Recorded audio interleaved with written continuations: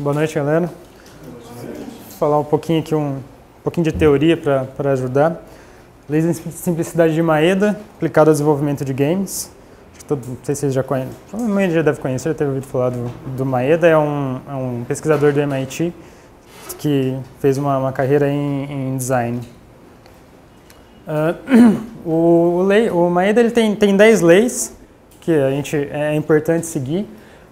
A primeira lei é a de redução, ou seja, a gente vai fazer um jogo, a gente vai fazer um jogo simples, tá? Só que ele não pode ser simplório, são coisas diferentes. Simples é uma coisa que seja fácil de usar e simplório é aquela coisa que é feia, que é tosca, não é esse o sentido do desenvolvimento.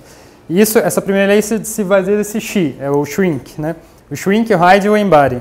Shrink, você tem que diminuir, você conseguir diminuir as coisas e esconder a complexidade. Tem todo aquele código robusto, isso daí não pode ser passado para o gamer. Ele não pode enxergar a complexidade que existe por trás daquilo, ele tem que enxergar o que é simples para ele, o que é fácil. E você tem que sempre colocar qualidade dentro daquilo que está sendo transpassado para ele.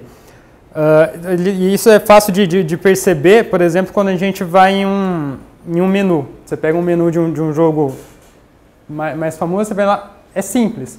Você olha ali, você tem o foco, ele está escondido toda a complexidade, ele está bem na cara do gamer, o que ele para ele fazer, ele não tem dificuldade em enxergar loot game, né? É bem simples aquilo ali. E tem toda uma complexidade de uma arquitetura por trás disso. Você não pode tirar a atenção dele também com outras coisas, encher a tela de um monte de distração. Organizar, ele fala que essa é a segunda lei. O Sleep, Sort, Label, Integrate, Prioritize. Você tem que formar grupos quando você vai separar a sua arquitetura da informação, você tem que formar grupos por relevância, né? Criar os nomes relevantes para a pessoa ler e já saber que aquilo funciona, como não pode deixar nenhum tipo de dúvida sobre, sei lá, o load é fácil, você sabe carregar, mas o cara pode colocar alguma coisa lá que você fala, mas isso aqui vai carregar uma fase, vai carregar uma arma, você tem que deixar bem explícito o que vai acontecer. Integrar os grupos que têm algo em comum, então se isso é parecido com isso, você não vai criar dois grupos, você vai fazer um grupo só. Quanto mais sintetizar a informação para o usuário, mais fácil para ele interagir com o jogo. E priorizar o que é mais importante dentro daquilo, para que ele, na hora que ele bater o olho naquele grupo, ele sabe exatamente aquilo que ele precisa dentro daquilo lá, aquilo que ele mais vai usar. Então, às vezes, vou colocar sempre uma ordem aleatória ali, não necessariamente. Você vai colocar, na verdade, uma ordem de relevância para o gamer.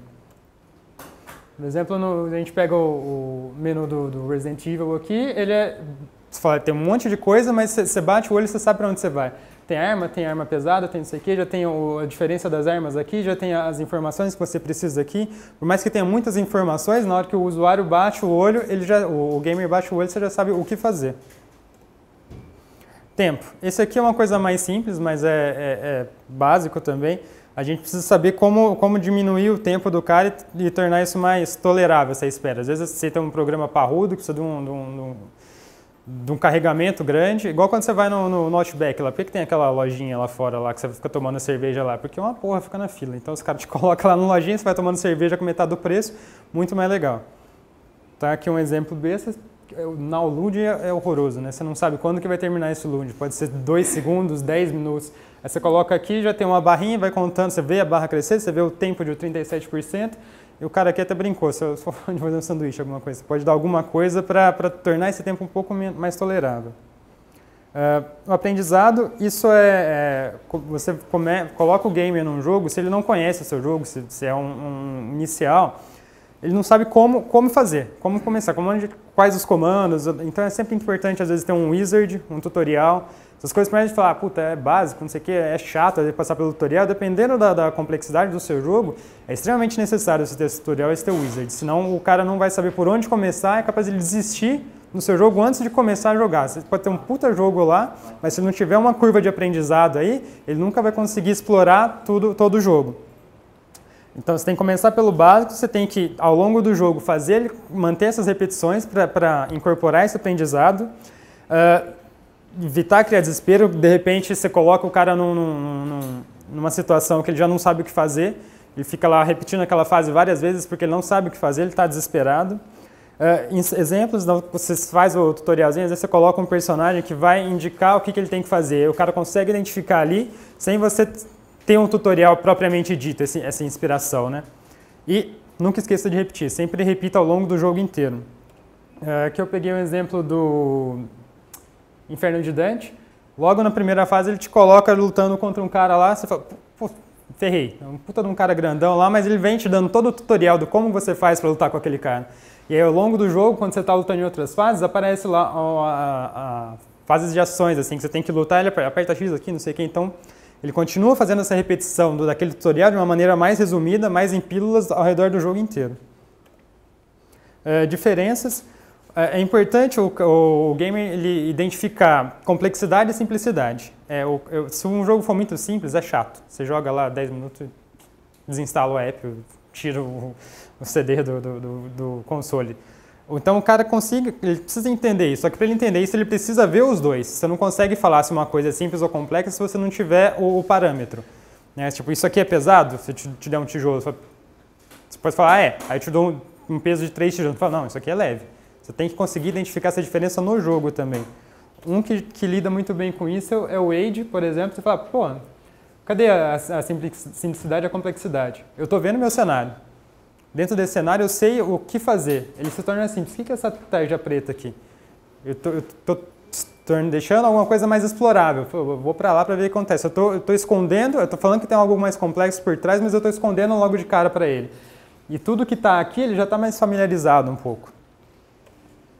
Que é a parte do contexto agora. Às vezes não é legal você sempre focar em alguma coisa e deixar aquele foco, aquela coisa única. É bom você ter o gamer ter aquela visão mais holística de tudo que é possível fazer na fase, no jogo, no desenvolvimento.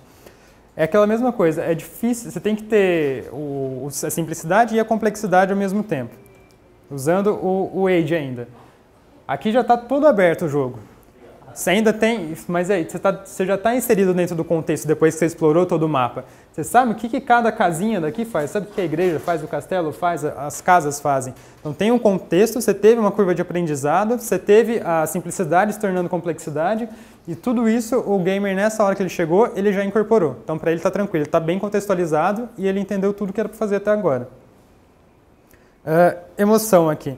A gente está sempre falando de simplicidade. A simplicidade pode ser uma coisa que fique feia. Se você é aquele erro. Se você for simples e se tornar simplório, a sua arte até vai ficar bem estranha.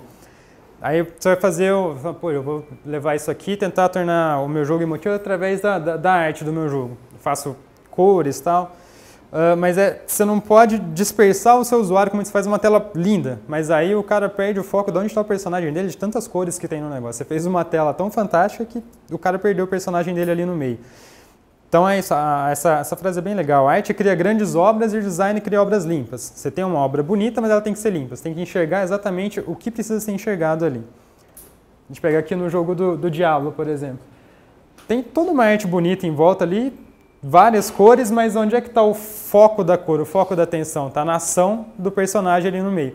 O cara está lutando ali, então as maiores cores saem dali. O cara não fica perdido com o negócio brilhando aqui, ele perde a atenção e o personagem dele morre. Ele entende o que está acontecendo, porque você fez uma arte voltada para aquela centro de ação.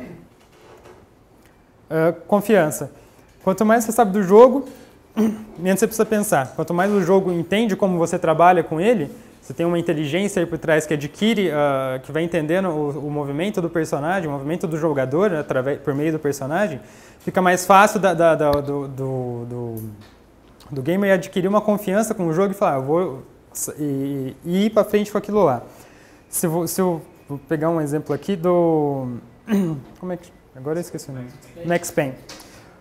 Por exemplo, na hora que o cara tá dando aquele pulo no começo e dá aquela travada, você já começa a entender que aquilo funciona. Você fala, você entende como é que o game funciona, você não sai correndo igual tipo, você tinha o 007 lá, que você saia correndo, atirando, você ficava meio perdido, mas era legal. Mas aqui você já entende uma outra coisa, você começa a fazer parte de um contexto do jogo e ele começa a absorver coisas de você, o tanto movimento do seu personagem.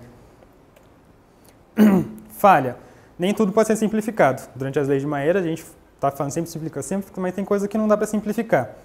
Então, a complexidade e a simplicidade são coisas simbióticas, elas têm que agir em conjunto. Por exemplo, a gente pega aqui o Diablo. A gente acabou de mostrar um exemplo do Diablo que tinha um negócio bem simples, você tinha todo um contexto ali em volta que era mais escondido e tinha ação focada ali.